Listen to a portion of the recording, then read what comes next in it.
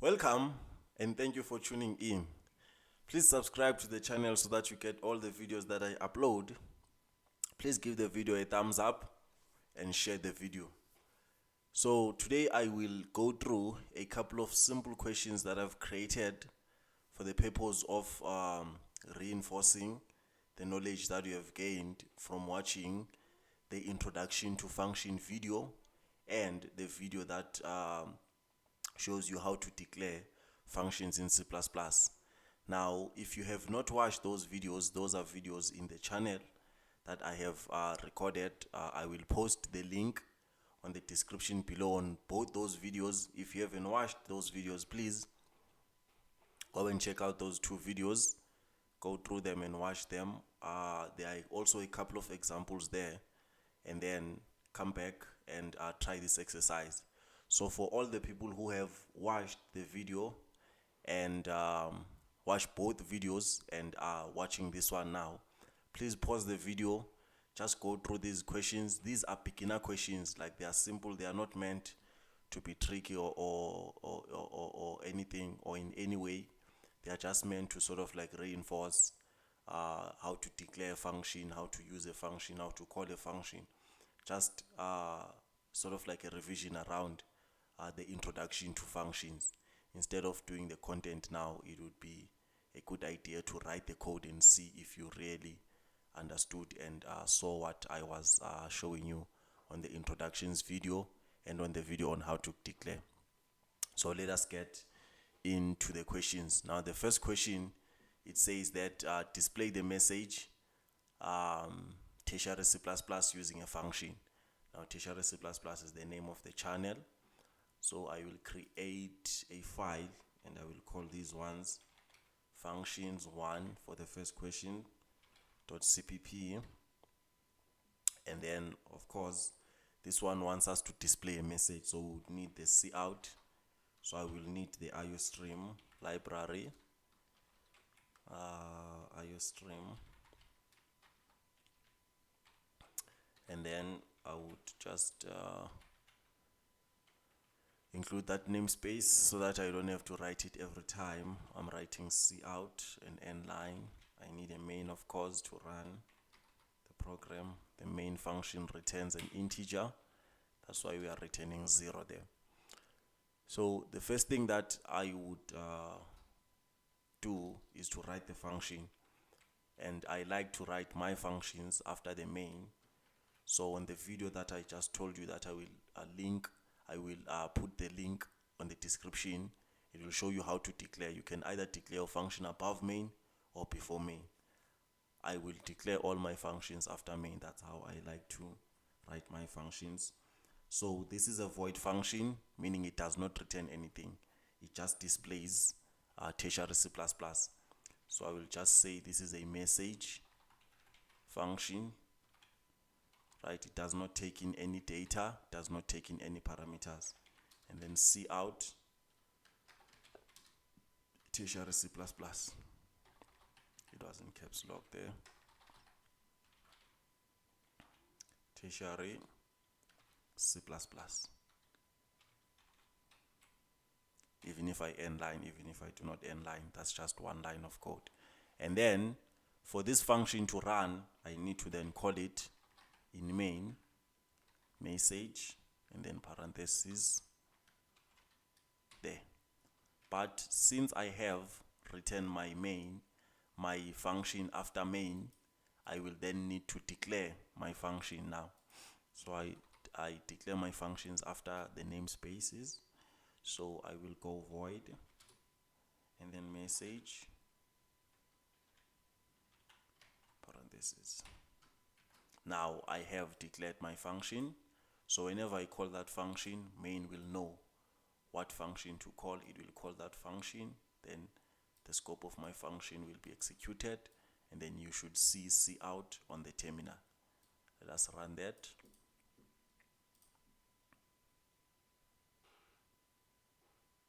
There you go, Tertiary C++.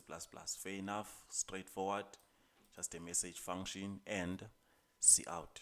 It's just to show you how to call a function. Easy, right? The second question says that Write a function that takes in a name and displays a greeting message. Again, a void function because it's not giving us back anything, it's not returning any data, but it's taking in data now. So parameters. So I will go and create a second file for this one. So I'll say that's function number 2.cpp. And then I'll just copy this code so that I'm quicker. Close that file, delete message. In fact, I can use the same name, because the function, let me write the function, it will be a void, of course, because it's not returning any data, and it is still a message because it's just displaying a greeting message, right? It takes in your name and greets you, right? So what it does is that takes in a name. A name is a string, of course, right? Name, and then it took in your name, so now it should greet you. So I will say hello,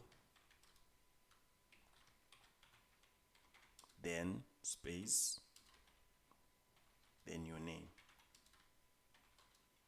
and line, and then there you go. Now this should be declared as well before main. There you go.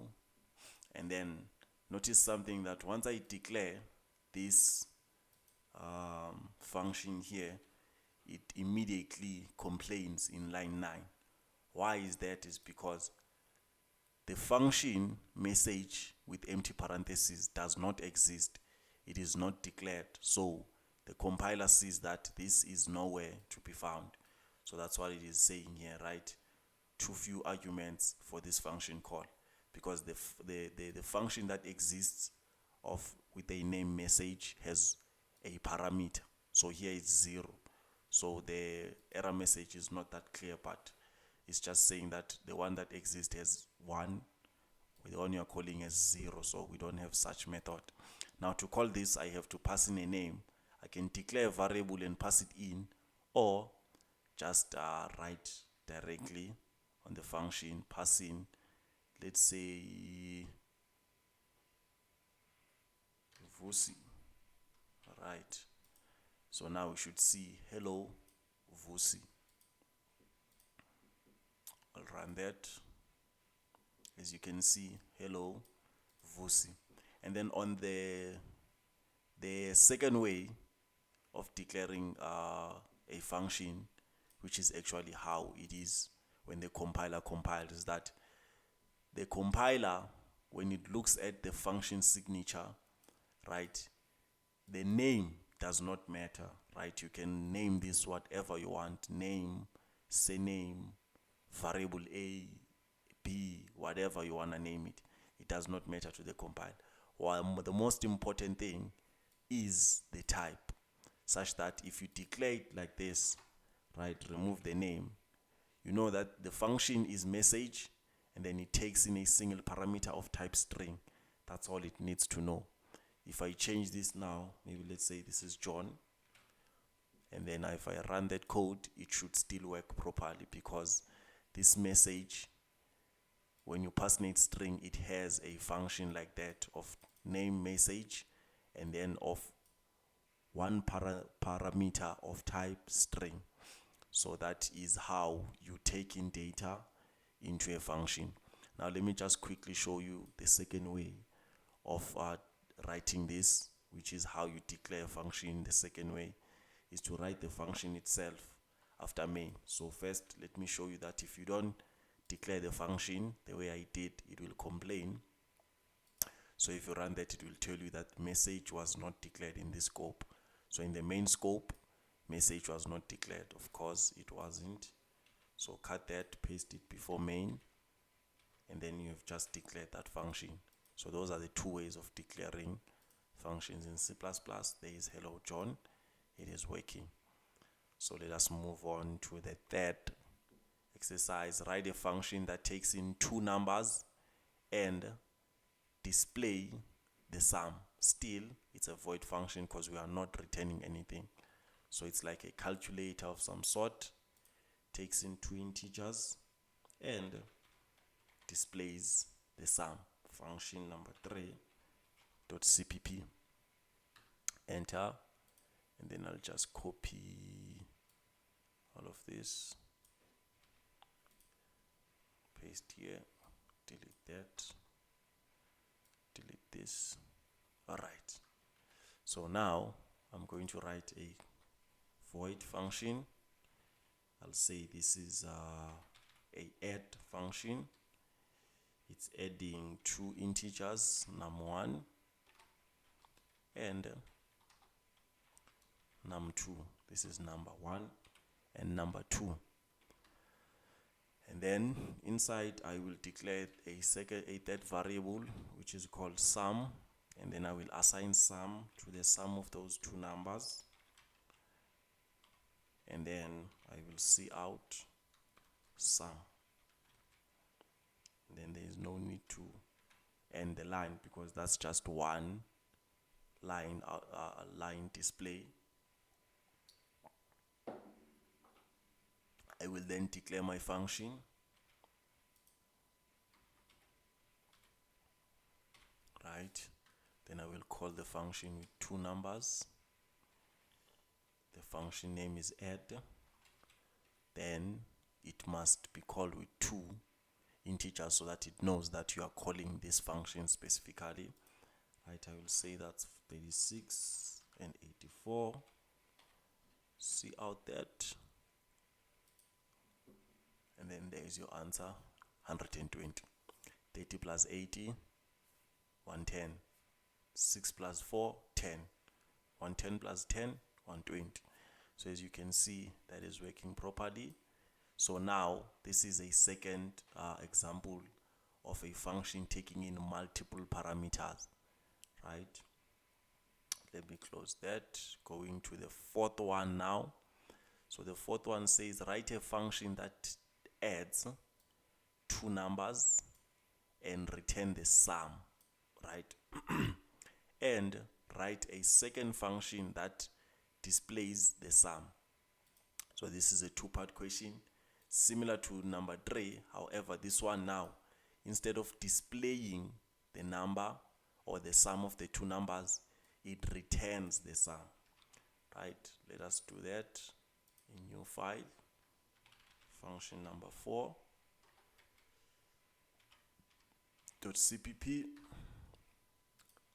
Let me just copy that. Then remove this,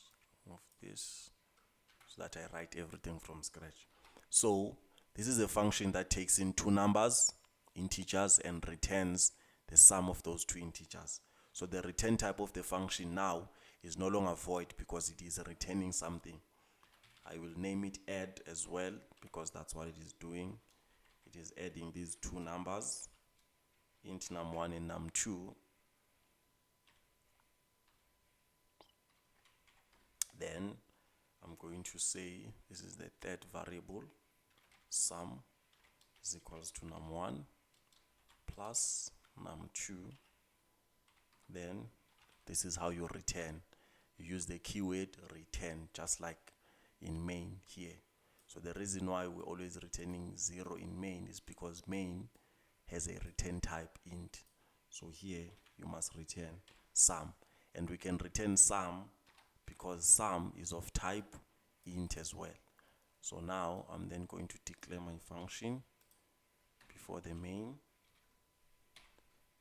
Then I'm going to call that add with 10 or 19 and 21. I'm going to end my statement, save, and then run the code. Let me clear the terminal. Run my code, no display. Now everything worked, there was no errors, the code compiled and executed fine. The reason why we don't see anything on the terminal is because we are not displaying anything. Right, so we go to the second part of the question that says and write a second function that displays the sum. So we want to display now a message. So this is also now the purpose of this exercise is to show you how to declare, or that you can declare multiple functions. Now this is obviously a void. It's a message function or a display instead. Let me say it's a display method. It takes in a number, right? Well, let me write it in full now. Number, and then displays it. See out number,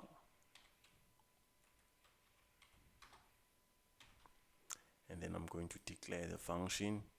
And it helps to just write your function and then copy, write the function type and the function signature, and then paste.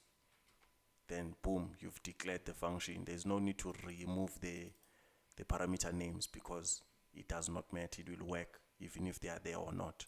So just to save time and not have many clicks here, right? Just write your function and then copy the function type and the signature, paste it here, and then you call your functions. So now this here will return a number. It will give us a number. So I can just assign that number, let me say, to a sum variable, right? Or let me say total, so that it is a different name to this one in line 16. Although, because they are in different scopes, right? This is in the scope of main, this is in the scope of add, it will work, right? Sum will not give us an issue, but I just wanted them to have unique names, but that should be fine as well. So whatever number we return right here, we will take that number and then assign it to sum, and then we will then call the display function and pass it sum, so that it displays sum for us. Right now, when we run this function, you should see the result of those two added numbers. So now if you run that, you will see there is your 40. Change that to 109. Run that. Should see 130 right there. This is the display, this is calculating, right? You can even directly pass in this one to sum, although that is a bit confusing, but because this is a number, this returns an integer. Add returns an integer, so it's the same as passing in a variable integer or passing in a number here, because this is a number, because it's returning that sum. So if you run it, it should still give you the same thing, 130. So that's how you declare multiple functions, and then whenever you call the specific function, it will execute. If you don't call it, it won't execute. There's the solution. This is a cleaner one. So moving to the fifth one. So the fifth one says write a function that takes two numbers and return the biggest number. So this is involving an if statement now. So this is function number 5.cpp. I'll then copy a little bit here, paste that, close this one, remove these two, remove that. All right.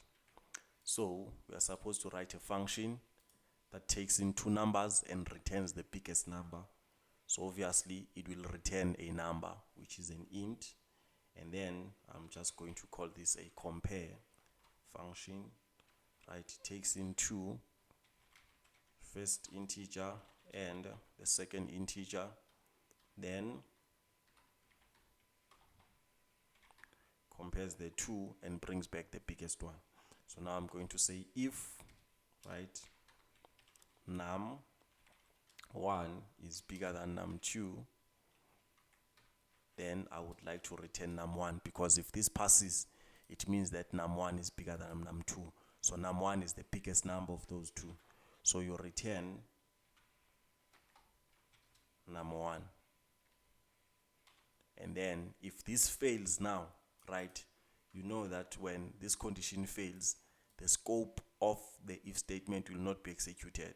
So this will go to this line 16 and then move on. So if we did not get inside the if statement, I want to then return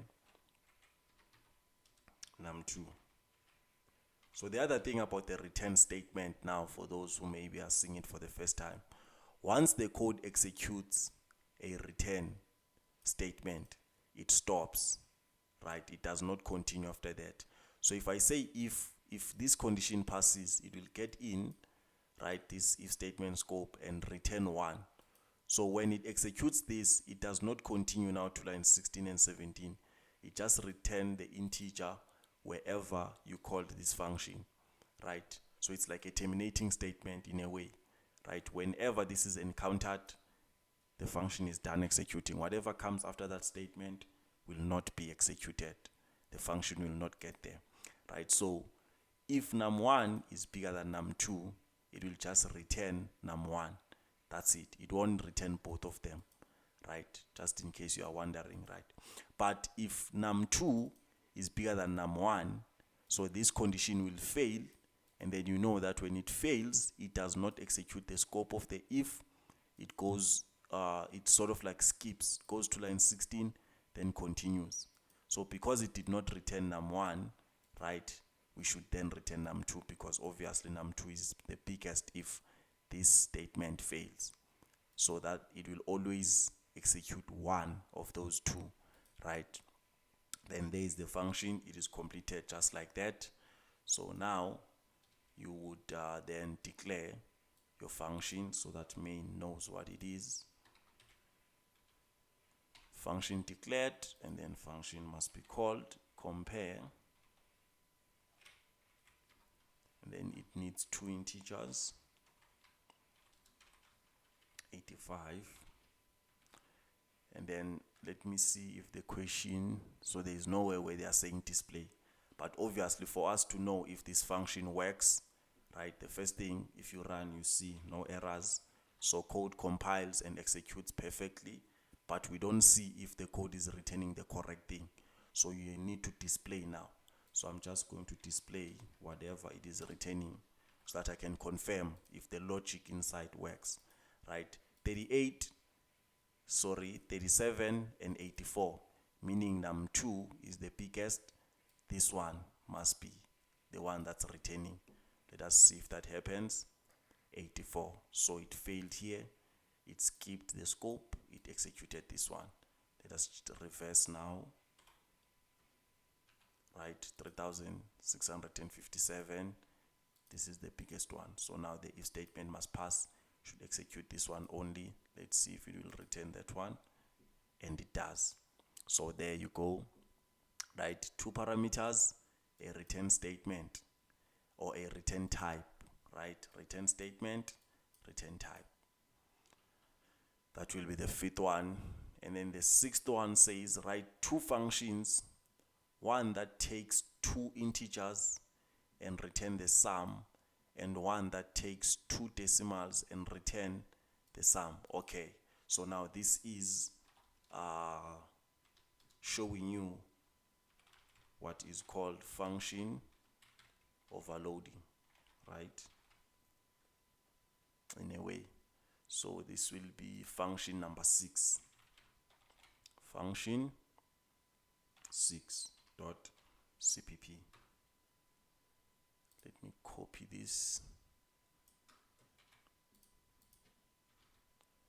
remove that, remove that. All right, so now 2, right? One takes in two numbers, add them, return the sum. When you add two numbers, you get a number. And then the other one takes in two decimals, right? When you add two decimals, you get a decimal back, right? So both of these, right? The first one, I'm going to say it is adding, right? It's taking in two numbers, num1, int num2. So I'm referring to as a number here. I'm referring to a number as an int. As you can see, a number, it's a whole number, it's an int, right? and then I will then declare that variable sum as I have been doing, num1 plus num2, and then return sum. So we've seen this logic before, but now you're wondering, why am I doing the same thing twice? I am not, in a way, because here now you have to then have a second function that has the same name, add. So let me just quickly show you with the variables that if you say int num, right, and then you say double num, the code will not like this. Why? Because those have the same name, right? There is a duplication, conflicting declaration, double num and int num, same name, such that now if I come here and say cout num, right, let's say these had numbers, say this was assigned to 10 or whatever, 83, right, and then this one was assigned to 873.374. So whenever you say cout num, the compiler now does not know which num are you calling. Are you calling the int one, or are you calling the double one? So that's why it can't allow you to have the same name. They have to be unique, like num1 and num2, such that when you say num1, it knows you are talking about the integer one. When you're saying num2, you're talking about the double one, right? So in a similar way, in functions, right, you can't have functions that have the same name, right? It looks like it's duplication. However, you have been provided a functionality or the power to have two functions with the same name, but obviously there are rules around it because the compiler must be able to differentiate between the two, right? So double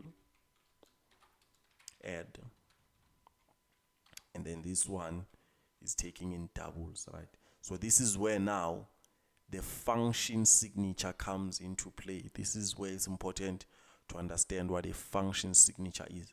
A function signature is the name of the function and everything inside and including the parentheses, right? So if you have functions that have the same name, right, and let me just first do this, num1. By the way, you can have I want to, okay, let me call this number in full so that they are different unique names. Number 2, yes, and then declare this, copy, declare here, right? So it's complaining already, right? If you look at this, this is an int, this is a double, different return types, same name, same number of parameters and types, different parameter names, and yet it is still complaining that this function is a duplicate, right? If I run this, you will see that it is saying conflicting declaration of double num and int num. What is this thing talking about? Oh, I did not save, sorry. Run that. All right, there you go, right? I'm getting new declaration of double, so there's a new declaration of double add, right, of add actually, right, because the return type does not really matter. What matters is the signature. As you can see, what I was saying, that how the compiler sees your function declaration is the name and the type of the parameters. The name of the parameters do not really matter. So when you look at that signature and these signatures, they're exactly the same thing. It's add, int, and int. But if this one took in 3 parameters instead of 2, right, then you would see that this error now will go away, right? Int number 3, it then goes away now. Why? Because when you call add now, right, and pass it in 2 integers, it can differentiate now between those 2 functions, because when you say add and pass in two integers, it knows you're talking about this add that takes in two integers, right? And then if you call with 3, it knows that, oh, you are calling this one now add with 3 integers. So if your parameters have the same type, they must be different numbers, right? 2, 3, 15, blah, blah, blah, blah, right? And then if they are the same number, just like this, if they are 2, right? When you say add now, just like I showed you with variables, the reason why this is not, or it cannot be allowed, is this here. When you say add and pass in two numbers, which function are you calling? Are you calling the first one that returns an int, or are you calling the second one that returns a double? The compiler cannot figure that out, right? So if they are the same number, those parameters must be different types, or at least one of the parameters must be different types. In this case, they will both be different types. This one will be a double. This one will be a double. So that is what this exercise was trying to do, is to test or maybe reinforce if you understood function overloading. Num1 plus num2, and then return your sum. Right, as you can see, the compiler will stop complaining now. Double, double. There you go. It will stop complaining. So let us say even here, it was just an int. Your compiler will know now, because when you say int, it knows you are calling this one. When you're passing a double and an int, it knows you are calling this one, right? If they are the same number of parameters, at least one of those two must have different parameter types, right? Let me bring back my double, and then I'm calling the int one. I want to obviously see out so that I can see the result. If you run this, the code works fine. No compilations error, nothing. You've got the result. There is the answer, 108. And then if you use doubles, 25.36 and 8.3, and then it will call the double one now. Then you should see, I highlighted that, sorry. You should see a double. There you go, 33.66. Now for the last question, question number 7, write a function that checks if a number is an even number, right? So that is very easy. I think I have done this exercise on one of the previous videos, but we did this exercise inside of main. So this is just to show you how to take code from main and write it in a function and call the function, right? Remove that, remove this. So I will say this number, write a function that checks if the number is, so this number, it checks, it's a check. It should tell you whether this thing is an even number or not. So it returns a Boolean. So if it's a even number, it returns true.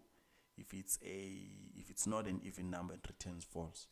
So the function return type is Boolean, and then it's a question, is even. You can even go further to say is even number or is even, right? And then there you go, is even int number, and then you will obviously use mod for this one. So whatever number you pass in, right, if that number is a mod 2 is equals to 0, then we know that this is even. So I'm going to write it in the simplest way first. If right is equals to mod is equals to 0, I mean, then we know that this number is even. So we need to return true, right? And then just like one of the exercises we did here, if this fails, it means it's not an even number, then we must return a false.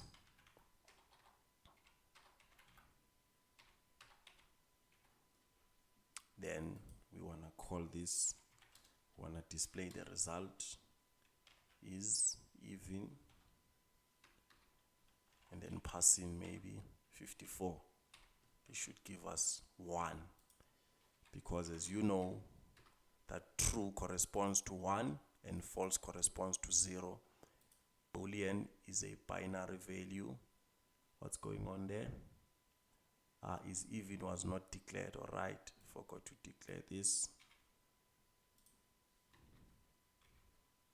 And that's the other thing that you should also learn, that getting errors is not a bad thing, right? It does mean your code is not running, but the best part is that it is telling you exactly where you made the mistake, right? So it's telling you, look at that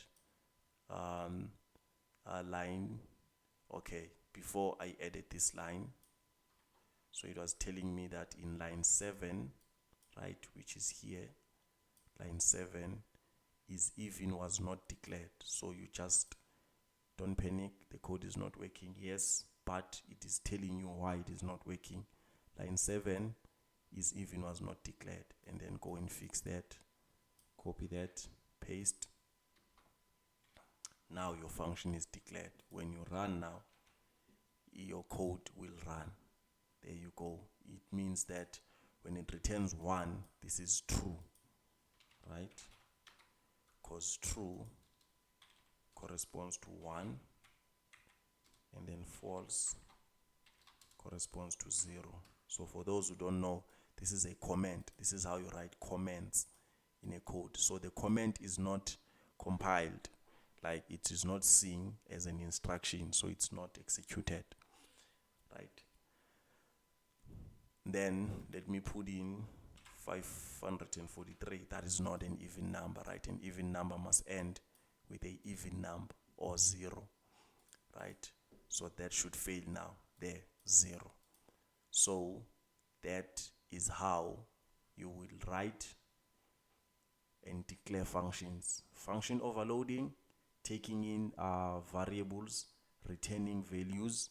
That is how it all works. I hope you understand the video and enjoyed these simple exercises. More challenging exercises will come. Please remember to subscribe to the channel so that you get all the videos that I'll be uploading, and the next exercises that are a bit more challenging compared to these ones. Thank you for watching. I'll catch you on the next one.